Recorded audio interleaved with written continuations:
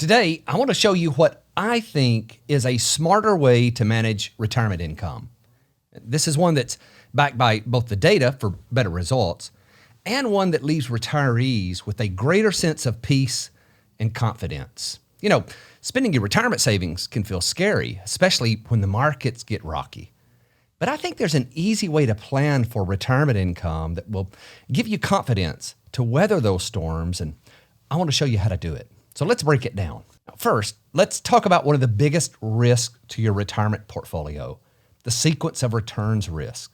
This happens when you're forced to sell investments during a market downturn to fund your spending and thereby locking in losses that can be really hard to recover. Now, the solution to this is to put yourself in a position where you never have to sell investments in a down market. Instead, you create a spending bucket. This is a dedicated account that holds at least 5 years of income in stable, fixed investments. And the structure of this needs to be very specific, and I'll get to that in a moment. But the spending bucket is where your income comes from. By doing this, you're creating a buffer against market volatility, and I've seen this approach turn uncertainty into confidence for now what's hundreds of retirees. But to make it work, you need something in place first. You need a real plan. I'm not talking about one of those 80-page reports that have all sorts of charts and graphs and pictures of happy couples walking down the beach.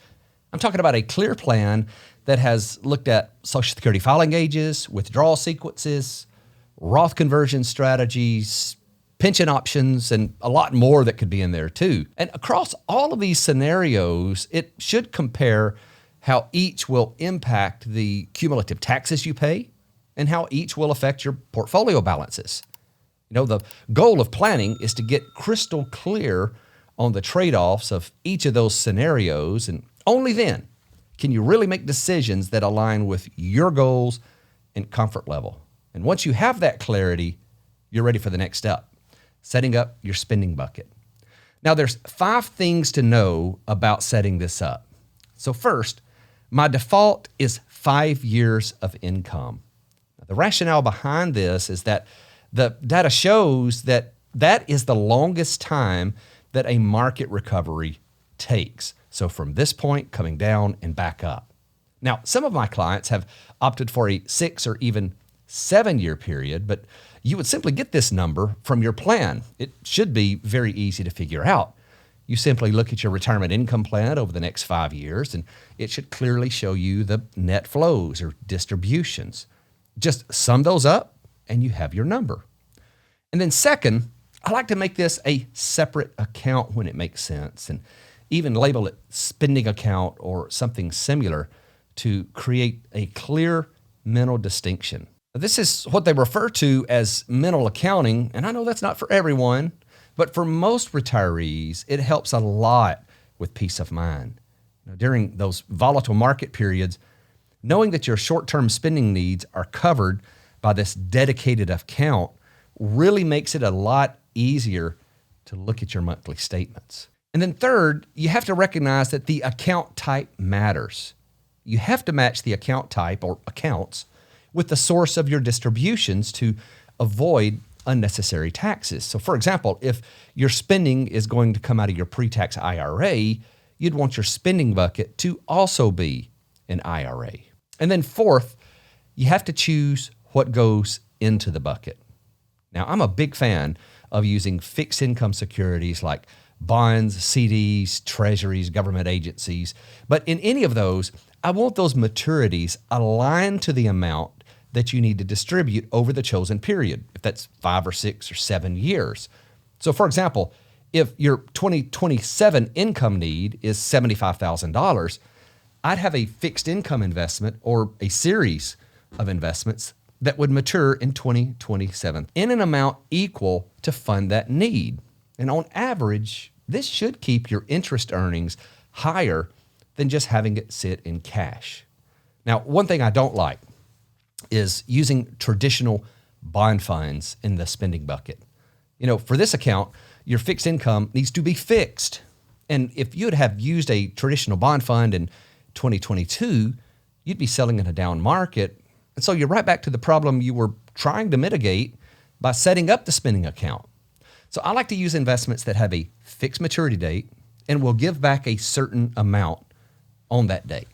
And then fifth, only refill the bucket in years where the market delivers positive returns. Now, ideally, that return should be an amount equal to the amount you need to use for the replenishment of your bucket, but that can vary some. So, for example, if the market goes up 1% for the year, you wouldn't necessarily use that year to sell your growth investments and move the cash to your spending bucket. So once you have the spending account set up, what do you do with your other money? Well, that's where it comes down to the individual person. Now, I think, and I'll show you some data that supports this in a moment, that the spending account can be the only fixed income you have, and everything in your growth accounts could be invested in stocks. But look, flexibility is really important here. So for example, if you're taking the classic 4% distribution every year, well, over 5 years, that's 20%. And if you follow this model exactly, you'd have a total portfolio that was 20% fixed income and 80% stocks. And that's just too aggressive for some people, and they wouldn't sleep well when that inevitable market turbulence hit. So you can adjust more by putting fixed income in the growth account as well. And ultimately, when you look at the top-down view of your total allocation across all of your accounts, the amount of fixed income that you have in your spending account should be a minimum level of fixed income. Now, I have a video that's going to be coming out about this in the next week or so, where I'll dive deeper into figuring out the right asset mixture for your own unique scenario. Now, all of this that I've just said, this isn't just the anecdotal ramblings of a financial planner on YouTube. There's some hardcore research that supports this approach. A recent Dalbar study compared a spending bucket strategy to the traditional 60-40 portfolio that was rebalanced every year.